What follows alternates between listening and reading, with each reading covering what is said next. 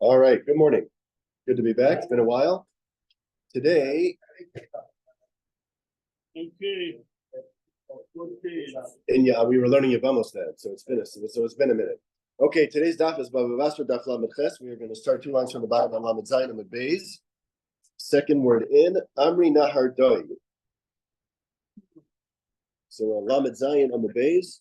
Word. Here, go back a couple more. No, you're too far. Here.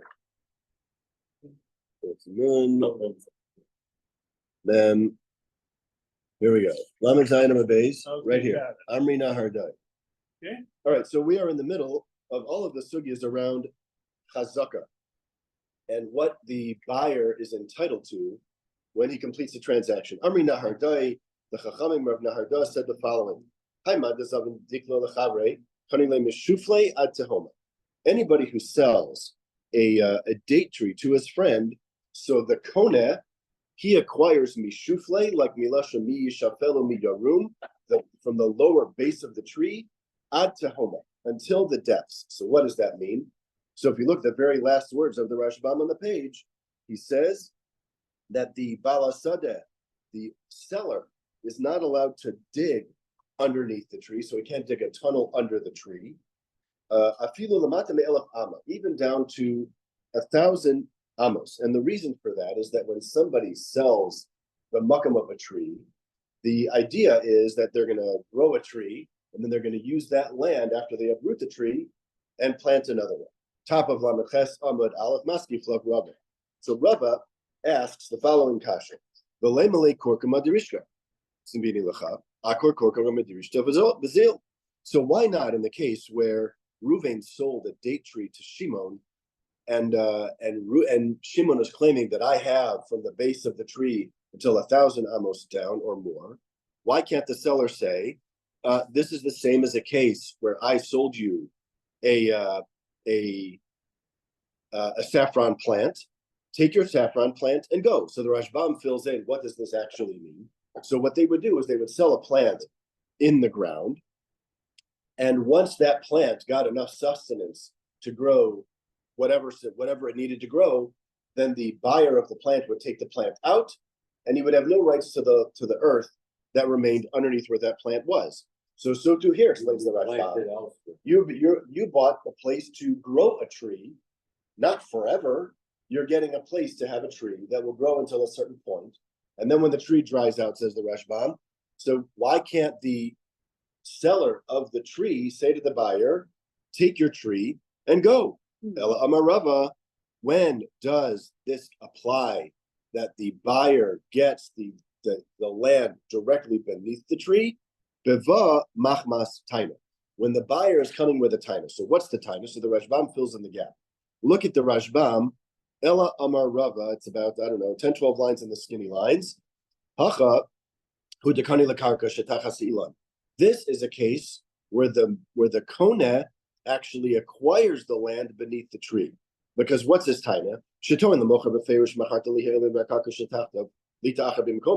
You explicitly sold me the tree and the land beneath it in order that once I'm done with tree number 1, I can uproot it and plant another one in its place. And by the way, I have 2 other things going for me. Not only did you sell it to me explicitly, uvishtar, you sold it to me with a shtar, and I had this land for 3 years. I'm not going to keep my shtar longer than 3 years. I have a chazaka. So because of that case, it's not similar to the case of korka madirishka. This, I think Art School translates it as a garden saffron. It's not like that case where you can just pick it up and go. He said, I had an explicit agreement with you and a shtar and a chazaka to have land underneath. And that is the case, this Amri Nahardai, where you get mishufle to Homer. Amrli Markashisha Rei de Rav Chisda, le Ravashi. So Markashisha, the son of Rav Chisda, said to Ravashi, what happens in a case where you actually do have a korka madirishka? V'i korka madirishka zavile my havale lemavid. So what is the mocher supposed to do? Let's say I sell to Alan a garden, some garden saffron in its place. Alan can come back to me and go, hey, you sold me the garden saffron with the land beneath it. I had a shtar. I have it. Now I have chazaka. He's stuck. What's the mocher supposed to do? So answers the Gemara, he has to complain. He has to lodge a complaint at some point within the first 3 years to avoid the Kona making this claim. Because if you don't say that the mocher of this little plant has to make a mecha, hani mashkanta de surah the kasa behachi. So we have the mashkon of surah, which we've had before, which is written in the following language: b'mishlam sheniya eileen. When these years are finished, tipuk arada below kesef. Take your land back without any money. So what happens? This mashkanta de surah. Let's say I borrow from Eddie $100, and he takes from me a piece of property that's growing tomatoes. What's going to happen is over the course of the duration of the loan, he's going to eat $100 worth of tomatoes. At the end of the term, he's going to give me my land back, and the loan will be fulfilled. So that was mashkanta de surah. That's how they would do a mashkon in the city of Surah. So it's a lot of tomatoes. So now what would happen if the malveh buried the star? He said he puts the star away, and after 3 years he makes a claim. He says, no, that's not a mashkon that somebody gave me. I bought that land. So hachanami de mehemen. So are you telling me that in that case he's going to be believed? The Bach fills in the words. If you look at Os Beis here on the left, or wherever your Bach is, and if you would say, yeah, he actually is believed, meaning the Malves believe that this was a lukuche biyado. Is it possible that the Chachamim of Surah would have set up the lashon of a contract that would cause the Lovet to actually lose in that situation? Because he would have land taken away from him and effectively stolen at the end of that mashkom period. Can't possibly be. Ella, in that case of mashkanta du surah ibayla lemechuye, must be that he has to make a mecha. And if he doesn't make a mecha, then he loses. So to here, in this case of Korkama Derishka, that's over It's over 3 years. If he doesn't make a complaint, then it's too bad. It's too bad. Yeah. So hachanami, in the case of Korkama Derishka, he has to make a mecha. And if he doesn't, it's his loss. Okay, new Mishnah. Within that at any point within the 3 year period. If he makes a mecha, the chazaka is broken. Now the question is, and this following Mishnah is going to deal with all it. The guy bought was the plant. He brought the plant, the right to grow that plant in that spot. But after the 3 years, he's got a goodbye, because you don't have the right to the land beneath it. When does he have the right to the land beneath it? When he had a shtar, we had an explicit agreement to buy the karka beneath it, and we had a chazaka, then we believe is taina.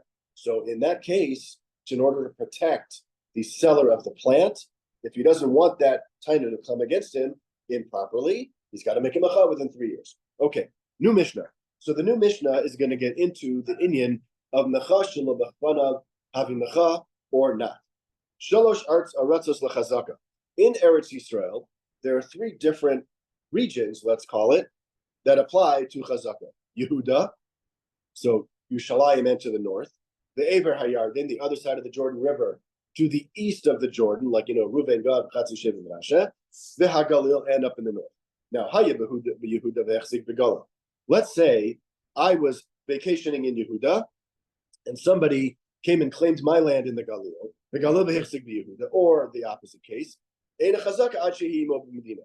So there's no chazaka until the owner and the person who is claiming that land as his own are in the same region. The Bach deletes the word achas. Everything is within the 3 year context. Everything is in the 3 year context. So, by the way, spoiler alert: the Reisha of the Mishnah seems to hold mecha shelo befanav lo havi mecha, that a mecha that's made not near where the owner of the karka can hear it does not count. Amar Rabbi Yehuda. Rabbi Yehuda says, "Lo amar shalosh shanim ela kadeshi be'aspamya v'yachzik shana." So we only said that you need chazaka for a length of 3 years in order that a guy can be on vacation in Spain. Why Spain?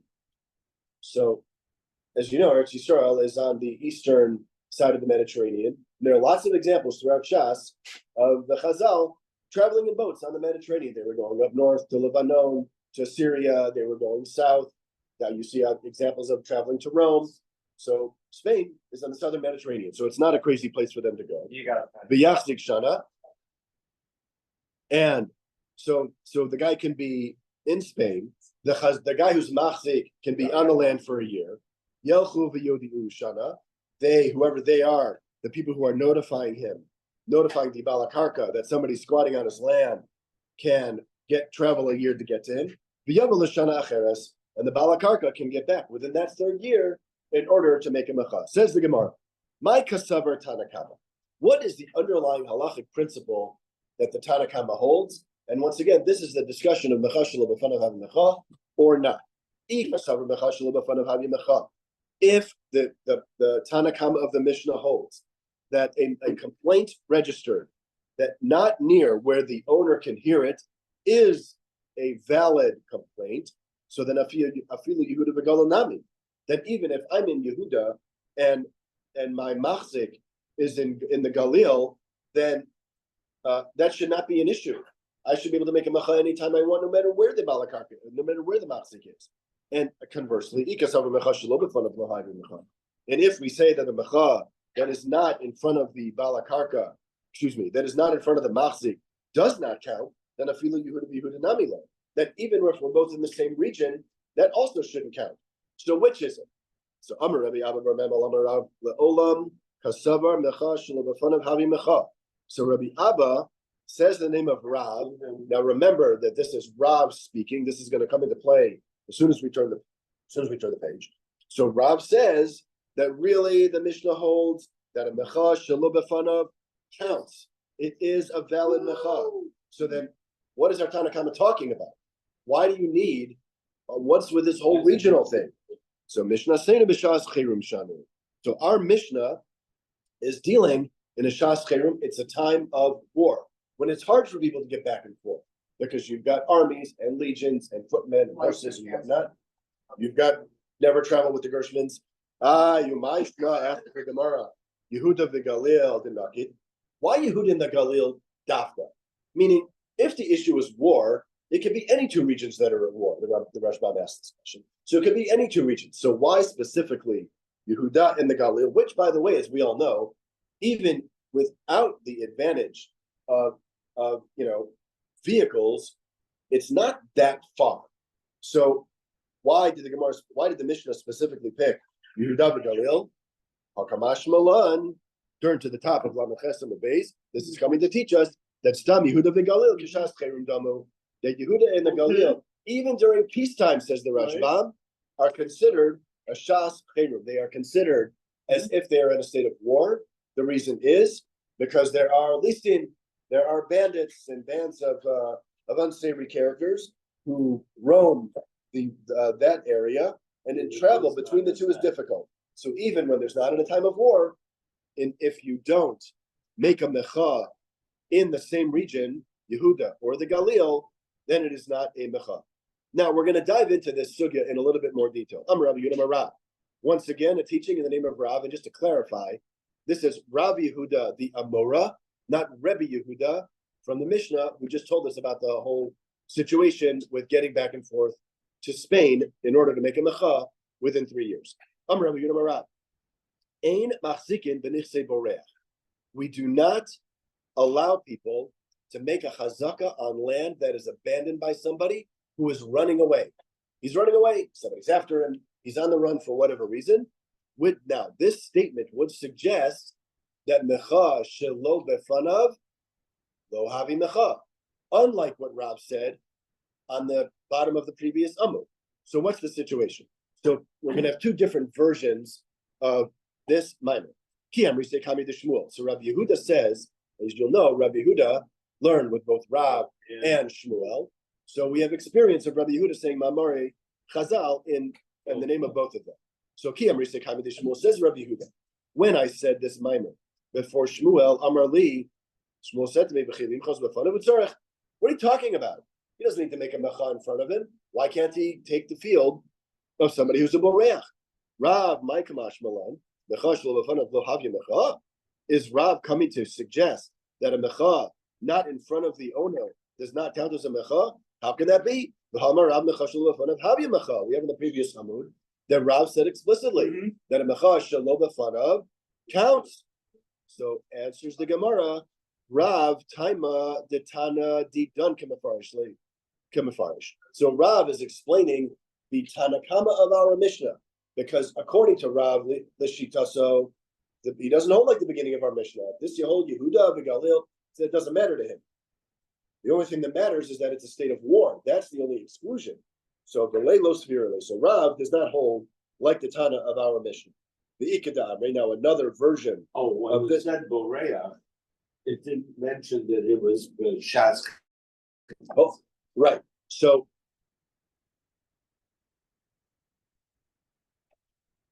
my apologies.